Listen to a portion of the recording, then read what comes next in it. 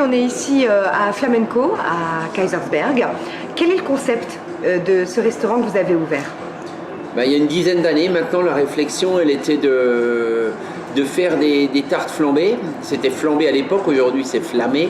Et de céder du support qu'est la pâte et de faire la cuisine dessus. Voilà, tout simplement, de ne pas avoir de barrière, de ne pas avoir d'œillère en se disant tiens, on ne peut rien mettre dessus. Nous on a tout mis, on est allé jusqu'à mettre de la truffe, du caviar.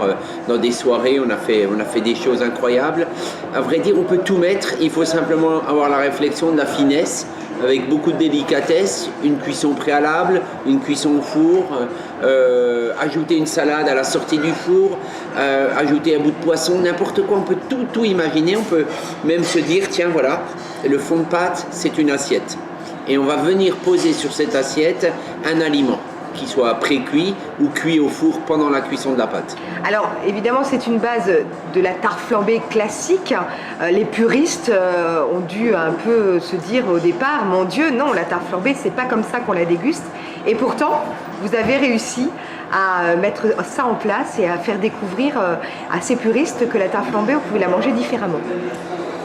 J'ai un petit once de fierté dans ma réponse, c'est que je pense qu'il y a 10 ans en arrière, on n'avait pas la réflexion en se disant la tarte flambée, on peut y rajouter un tas de choses, escargots, plein de trucs. Et aujourd'hui, sur toutes les cartes de l'Alsace, on voit que la tarte flambée a évolué, mais à une vitesse incroyable. Et ça, je pense que j'ai été la personne qui a initié cette idée.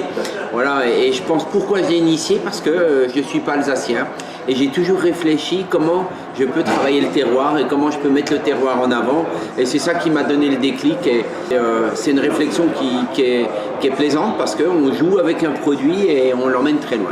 Alors ce soir on est ici à Kaysersberg parce qu'il y a un concept que vous avez mis en place, c'est-à-dire que vous faites revisiter vos tartes flambées par des chefs, par d'autres chefs.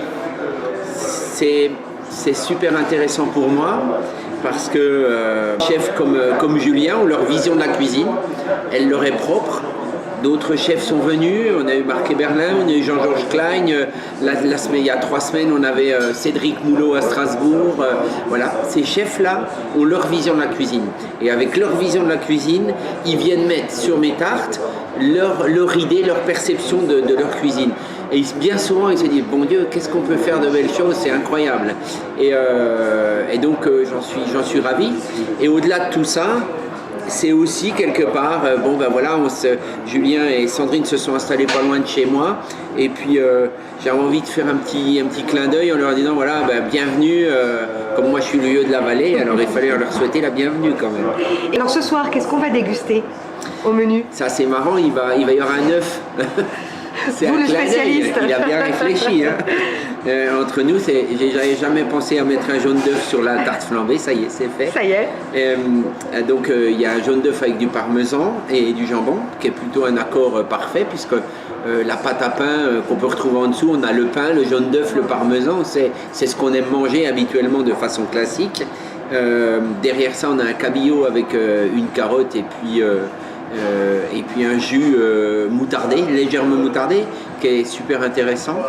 Et puis en troisième, on a un wok des légumes, sésame, huile de sésame et puis un magret de canard caramélisé.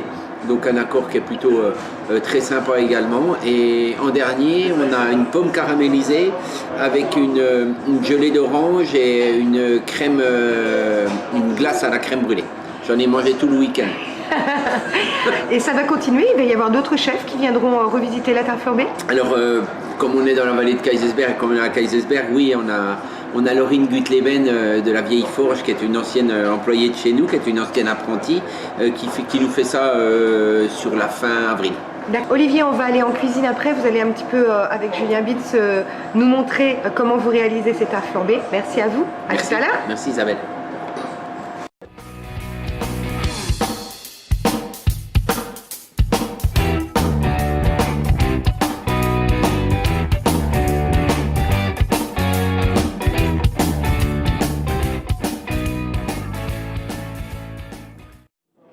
Julien, nous sommes ici à Kaysersberg, Flamenco, et c'est ce soir la façon dont vous allez revisiter les tartes flambées. Quand Olivier Nasty vous a proposé cela, ça vous a semblé un pari un peu fou ou ça vous a mis plutôt en joie? Alors j'étais très content, j'ai absolument pas hésité du tout, je lui ai dit oui tout de suite. C'est la deuxième fois qu'on fait cette opération ensemble, on l'a déjà faite il y a quelques années et pour moi c'est un plaisir de participer et de faire ça à ses côtés. Alors vous avez tout de suite pensé aux recettes, vous les avez trouvées assez facilement? Alors les recettes, je me suis évidemment inspiré de plats que j'avais à la carte au restaurant chez nous et en fait tout s'est fait comme une évidence. Alors on a choisi déjà les recettes qui s'appropriaient le mieux à être dressées quelque part sur un fond de tarte flambée. Donc c'était déjà la première base de réflexion. Alors donc, comme j'avais déjà fait l'opération une première fois, je connaissais déjà un petit peu les contraintes liées à la cuisson de la tarte flambée et à l'envoi donc d'une recette normalement travaillée à l'assiette, transposée sur la tarte flambée. Donc tout ça s'est fait assez facilement. Le plus compliqué, c'est effectivement cuire cette pâte à pain et ensuite mettre les ingrédients dessus et de pouvoir avoir une belle cuisson. C'est ça le plus difficile? Alors en fait, il faut réfléchir à comment va être mangée la tarte flambée avant tout. Parce il faut imaginer qu'on la prend dans la main et qu'il faut que tout ce qu'il y a dessus ne coule pas entre les doigts ou ne tombe pas du fond de tarte flambée. Donc évidemment, il y a une partie des recettes où les tartes flambées sont garnies et enfournées directement et une autre partie de recettes où les tartes flambées sont pré-cuites et garnies à la sortie du four. On va les déguster ce soir. On va aller un petit peu dans la cuisine, voir comment vous les préparez? Mais bien sûr. Ok, alors on vous suit, merci.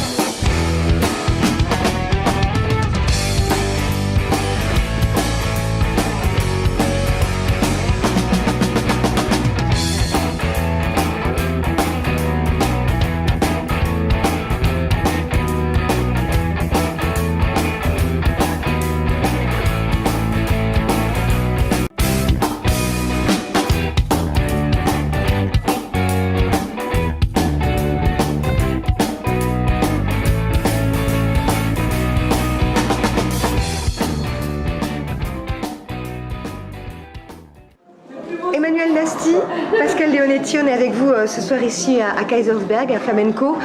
On va déguster les tartes flambées revisitées par Julien Bins. Vous avez vu le menu et il y aura un accord mets et vin. Vous êtes tous les deux sommeliers. Qu'est-ce qu'on va pouvoir déguster avec ces magnifiques tartes flambées? Que des bonnes choses. Que des bonnes choses, principalement des vins d'Alsace. Et on a commencé par un magnifique crément que j'aime particulièrement de la maison Volberger. Un crément de la cuvée du Pape Léon IX, qui est une cuvée supérieure, vraiment un crément avec une belle effervescence, un crémeux, un beau toucher de bouche, très agréable, avec une belle persistance aromatique, vraiment très beau vin pour commencer, pour se rafraîchir la bouche, pour le côté festif du vin d'Alsace. Pascal, ensuite suivront les différentes tartes flambées. Difficile justement d'allier ces vins avec ces tartes flambées ou ça a été assez simple pour la sélection? Justement, je pense que ce qui est génial aujourd'hui de cette combinaison, même qui peut paraître très originale, orchestrée donc au départ, mise en place par Olivier, le frère d'Emmanuel, et aujourd'hui présentée par le génie d'un Julien Bins, c'est que ce sont, et c'est ce que j'aime, c'est l'assurance d'avoir des associations qui sont millimétrées pour les vins. Et le second plat, enfin le premier en tout cas, va être associé d'un superbe pinot blanc, donc, qui est produit sur les hauteurs d'Eguisheim, sur la commune du Sarney-Château, issu du millésime 2014, et produit par, pour moi, un des futurs très grands producteurs alsaciens. Il s'appelle Samuel Totoli, donc il exploite aujourd'hui le domaine Kunstbach qui est magistral au niveau de ses définitions du terroir. Et ce que je vais aimer, tu sais, c'est cette association qui au départ peut paraître très difficile sur l'œuf, mais qui, sur ce choix de cépage, d'équilibre, permet une combinaison que je trouve vraiment magistrale. Ensuite, on va passer sur du poisson, Emmanuel Nasty. Là aussi, du coup, il faut allier un autre vin avec cette tarte flambée. C'est bon, le poisson va appeler un petit peu de minéralité, des vins avec un peu plus de profondeur, ce côté plus sur le caillou, l'agrume, l'acidité, la fraîcheur. Et là, j'ai sélectionné un vin de chez Mélanie Pfister qui, pour moi, est la plus belle, la plus grande diva des vins d'Alsace. Divine. Oui, j'allais y venir. Et également Divine d'Alsace, qui est vraiment sur la commune de Dallenheim. encore une fois, une belle expression du vin droit, sec et minéral. Ensuite, on passera sur une autre tarte flambée avec de la viande, cette fois-ci. Et là, vous avez sélectionné quel vin? C'est là que je félicite Emmanuel pour son choix, parce qu'aujourd'hui, je pense que pour tenir la dragée haute à ce plat de viande, le Languedoc, pour moi, apparaît comme une évidence. Et on est sur un jeune domaine, chez un producteur qui est en train de s'affirmer comme étant, sur les terrasses du Larzac, un des meilleurs producteurs, donc, qui s'appelle Julien Zernotte, et qui, sur son pas de l'escalette, sur un millésime froid, comme l'a été 2014, arrive à tempérer justement ces superbes définitions d'assemblage classique de Grenache, Syrah, Mourvèdre, de Cinsault, donc très méridionaux, et qui permet, si tu veux, dans l'idée d'un compromis assez original et surtout bienvenu, de tempérer un peu ce caractère souvent très, très solaire et capiteux des vins du Languedoc. Et je ne peux que te féliciter. Merci Pascal.